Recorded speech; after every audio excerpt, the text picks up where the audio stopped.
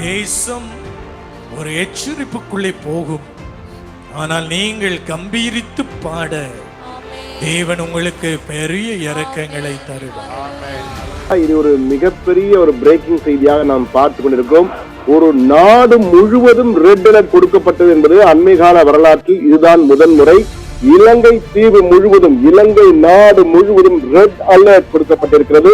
அடுத்த கடந்த 24 மணி நேரமாக அங்கு மழை, வெள்ளம், நிலச்சரிவு, போக்குவரத்து முடக்கம், ரயில்கள் முடக்கம், சாலை போக்குவரத்து முடக்கம், பல இடங்களிலே நிவாரண முகாம்கள் அமைப்பு, மக்களை மீட்பு பணிகள் என்று இது போன்ற செய்திகள் மட்டும்தான் வந்து கொண்டிருக்கின்றன. அந்த அளவுக்கு இந்த இடம் அந்த இடம் என்று இல்லாமல், தமிழர் பகுதி சிங்களர் பகுதி என்று இல்லாமல் இலங்கை முழுவதும் ரெட் அலர்ட் கொடுக்கப்பட்டு மழை. ஸ்ரீலங்காவில் இருக்கிற சில மிக பழமையான அல்லது புதிதாக இடப்பட்ட பாலங்களிலே அதிர்வுகள் ஏற்பட்டு பாலங்களிலே கட்டுமானங்களிலே இடிவுகள் ஏற்பட போகிறது.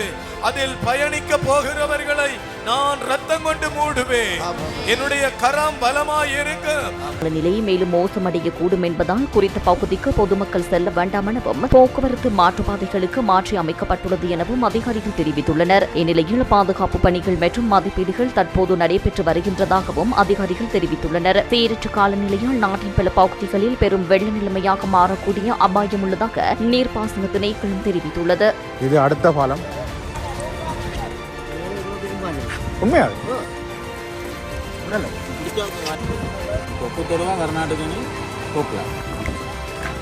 கண்டி பட்டணத்திலே பாலங்கள் இடிந்து விழும் என்று கர்த்தர் சொல்லுகிறார். கண்டி மேலே பல அதிருப்தியான தகவல்கள் இந்த ஆண்டு வெளிப்படுத்தப்படும். கண்டி பட்டணத்திற்காக ஜெபித்துக் கொள்ளுங்கள்.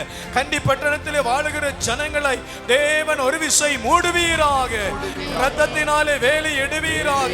இந்த பகுதியில் ஏற்பட்ட மண் சரிவு காரணமாக ஒரு கிராமத்தின் ஒரு பகுதியே இந்த மண்ணுக்குள் புதையுண்டிருக்கின்றது. குறிப்பாக இந்த பகுதியில் ஏற்பட்ட மண் சரிவு காரணமாக ஒரு கிராமத்தின் ஒரு பகுதியே இந்த மண்ணுக்குள் புதையுண்டிருக்கின்றது. குறிப்பாக இந்த இடத்தில் எத்தனை பேர் இருந்தார்கள் என்பது இதுவரையில் உறுதி செய்யப்படவில்லை.